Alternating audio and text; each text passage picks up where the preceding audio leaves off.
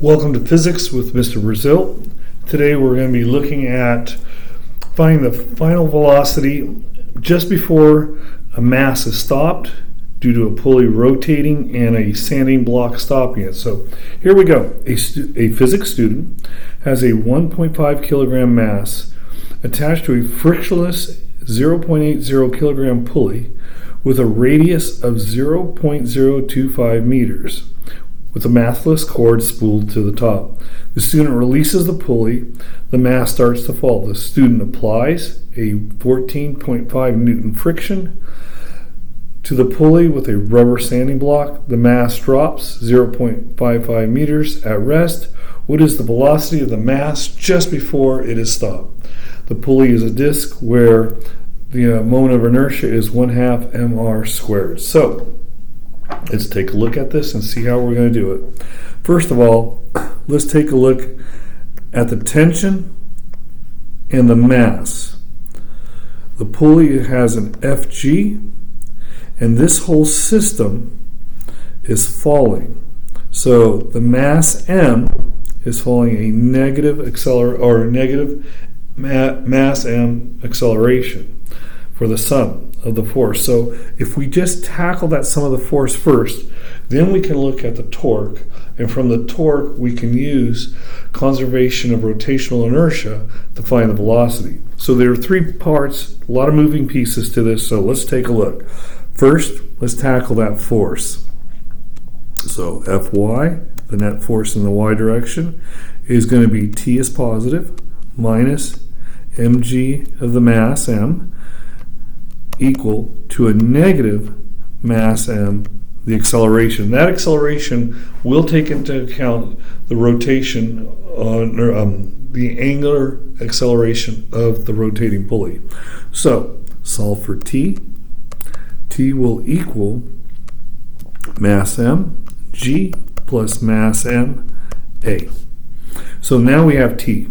So let's tackle the torque of this situation. So the tension, if you go to the left looking at the pulley, there'll be a tension downward, which will cause the pulley to spin counterclockwise, and I like to use the right hand rule, so that means that's a minus or a negative torque.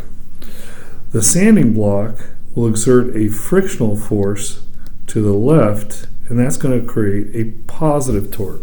So the sum of torques for this is the torque friction is positive while the torque tension is negative, and that's going to be equal to I alpha.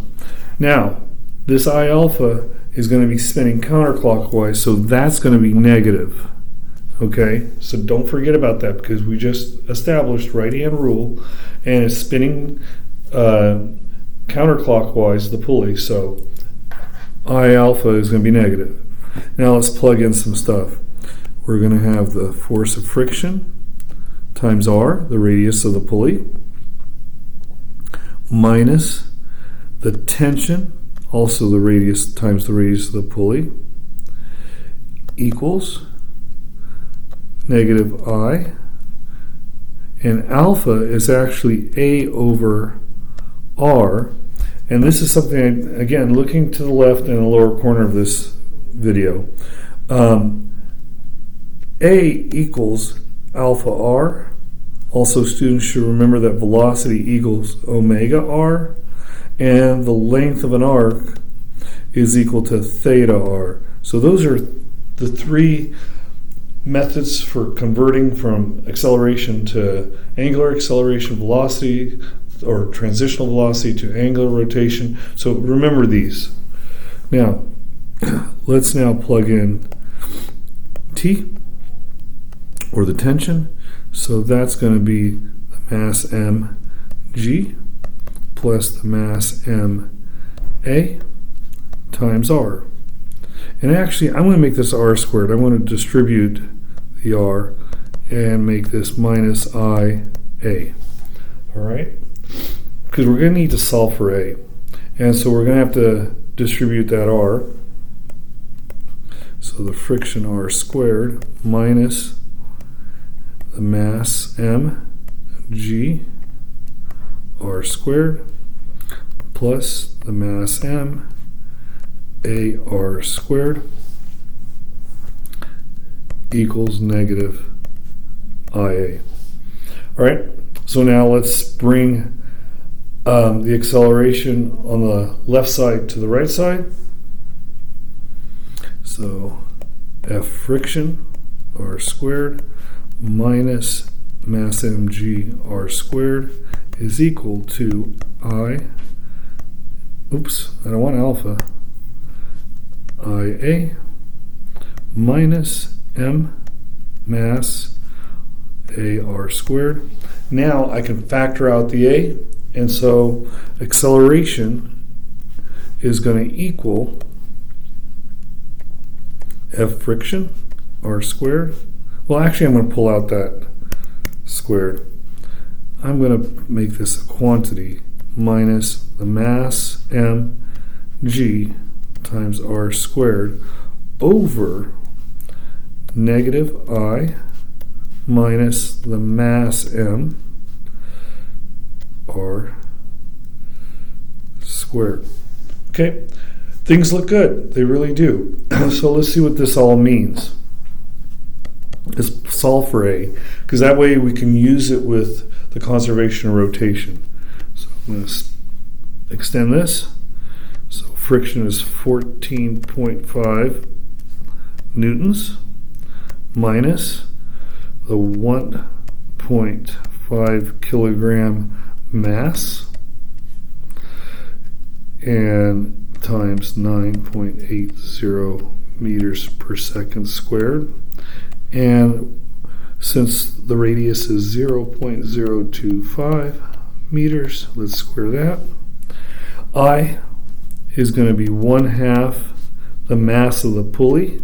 So the mass of the pulley is 0.80 kilograms. And R squared, 0.025 meters squared, plus, minus the mass of the pulley times the radius squared. And let's see what we get for a value. Okay, so I'm going to put this in the calculator. Parenthesis 14.5 minus 1.5 times 9.8 times 0. Oops, I don't want to do that. Delete. Okay, it's the quantity, and actually I just saw it when I pushed the calculator. So let's fix this math-wise. People should see that there's an issue. So this is mass second squared. Now, this is a quantity, okay? So I need 2 parentheses there, times 0.025 squared. Again, a lot of moving pieces. So minus 0.5 times 0.8 times 0.25 squared. Another minus 1.5 times 0.25 squared equals 0.11. Let's fix that up. 0.11 meters per second squared. Okay, so now we have the acceleration. So I'm going to make this a little smaller so that we can tackle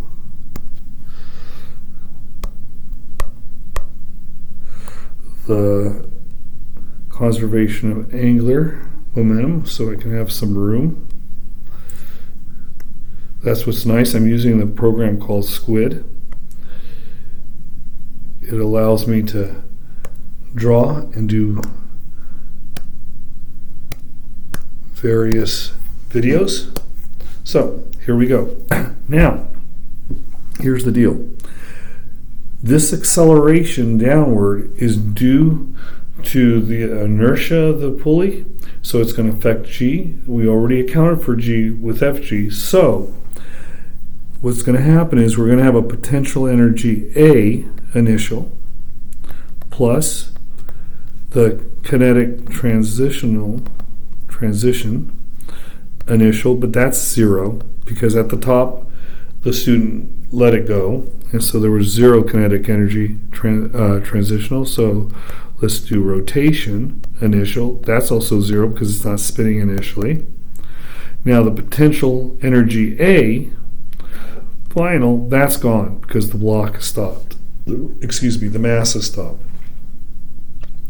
But we do have kinetic energy just before the stop takes place. So we got transition final plus kinetic rotation final, and this is all just happening before it stops. Okay, so what does this mean? This means that we have the mass of M times A times H being the height that it falls, so that's H, equal to 1/2 mass M with a final velocity squared plus 1/2 I omega squared. Okay, so now let's get this to so that we have a velocity, a transitional velocity, because it asked for velocity, it didn't ask for angular velocity. So we're going to change that I and the omega. So we're going to have mass M, AH, 1/2 again, mass M, velocity squared, plus 1/2 times 1/2 mass of the pulley, r squared, and then angular velocity is equal to v squared over r squared. Okay, and that, you again go to the lower left of this video, you'll see what v equals. So what's nice is we can cancel r squared, that goes away, and we can now rewrite this equation so that we can solve for the velocity, or at least factor it out. So mass M, A, H, 1/2 mass M, V final squared, plus 1/4 mass of the pulley, times, and this should be V final squared. All right, we're almost there. So I'm going to factor out V squared, and this will all be equal to, and I'll do a rewrite, this will be equal to M mass M AH over 1/2 mass M plus 1/4 mass pulley. All right, so I'll make this small again so that we can actually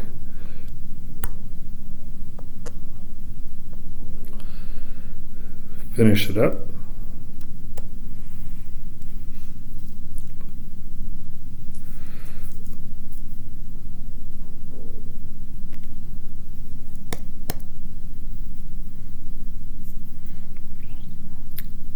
Looks like I lost P there, so let's just erase the bottom P. And let's rewrite. Okay, so let's tackle the energy here. Or we just did. Let's get the velocity. So velocity final is going to equal the square root M mass AH over 1/2 the mass of M, 1/4 the mass of P. So let's plug in some numbers and see what happens. So 1.5 kilograms times 0.11 meters per second squared times 0.55 meters That's how far it dropped. Okay, and I don't know why my M isn't looking good. All right, so 1/2 times 1.5 kilograms plus 1/4 times 0.80 kilograms. And let's see what our velocity is. Oh, square root the whole thing. Don't forget. All right. So square root.